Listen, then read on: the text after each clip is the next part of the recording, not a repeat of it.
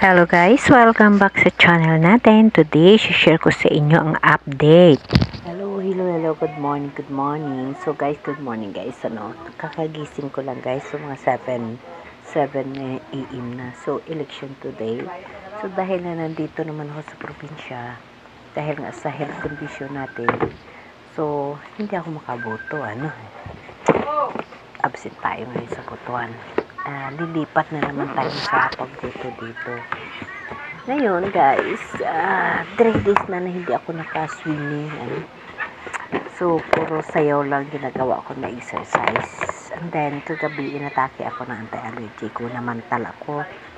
I think siguro mayroon pa konting-kunti lang.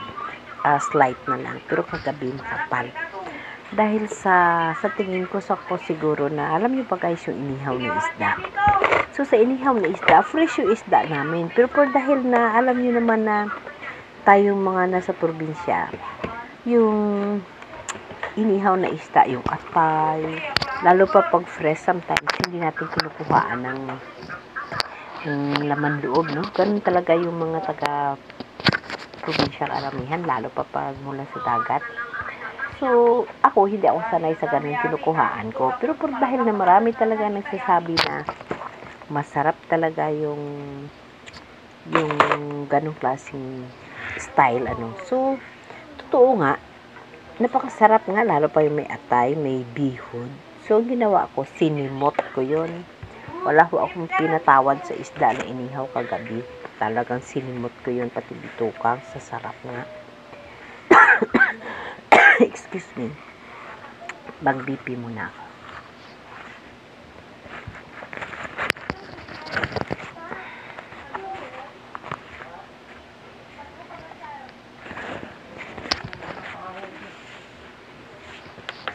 Nanay, gabi. Taas BP nanay. 143, 63, 64.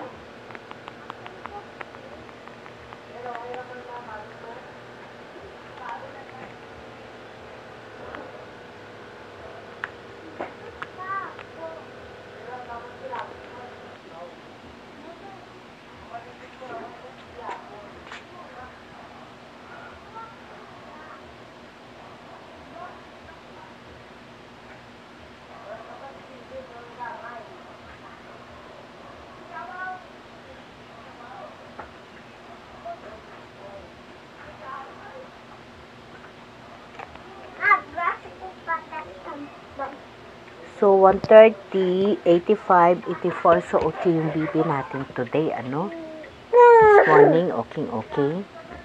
Ano giraha mo ni? Nakuhan lang. Wow. So, ganun nga guys, hindi talaga may iwasan na sinasabi ko na yung bituka na isda, mayroong mga streams. Wala akong pinalagpas nun.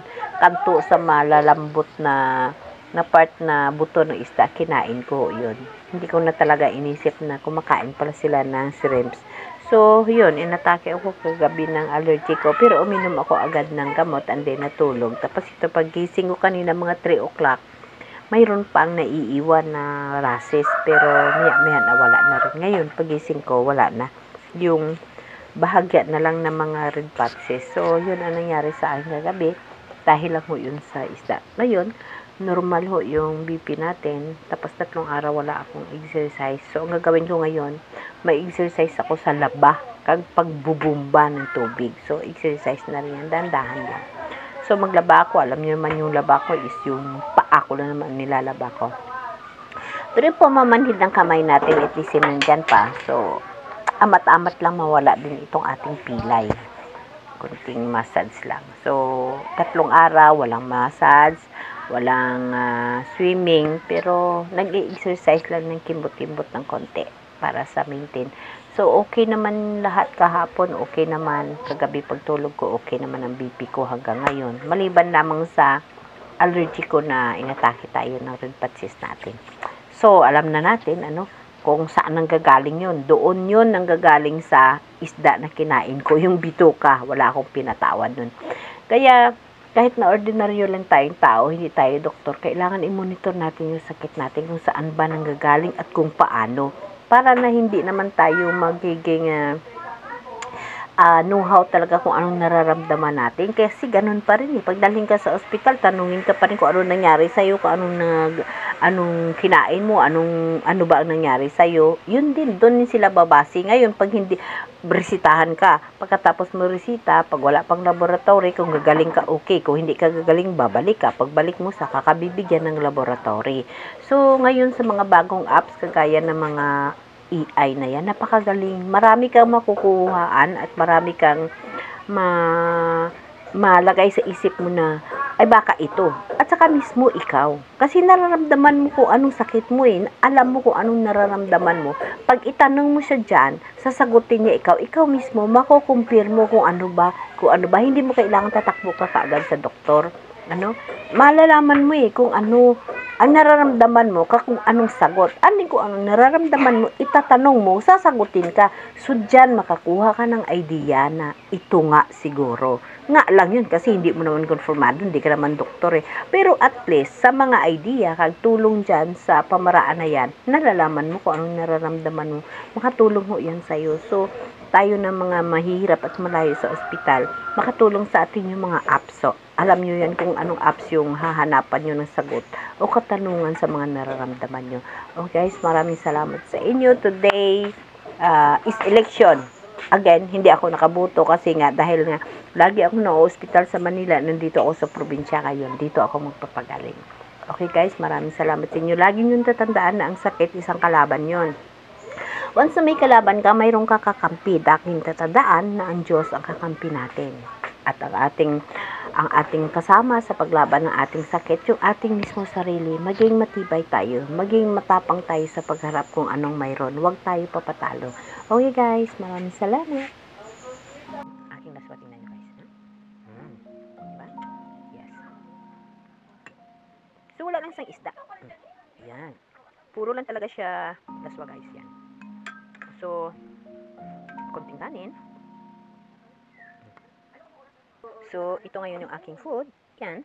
Of course, itong isda. So, kalahati lang kainin ko. Iiwasan ko na yung bituka. Ganun guys.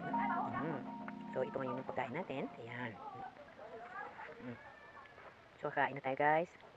Yan, laswa. Bagong-bago yan. Fresh na fresh. Dalawang saging. And then ito. Ano na vitamin B ko lang ang inumin ko today. Mamaya gabi, yung ibang gamot natin. Okay? Ganun lang guys. Yummy. Sarap yan.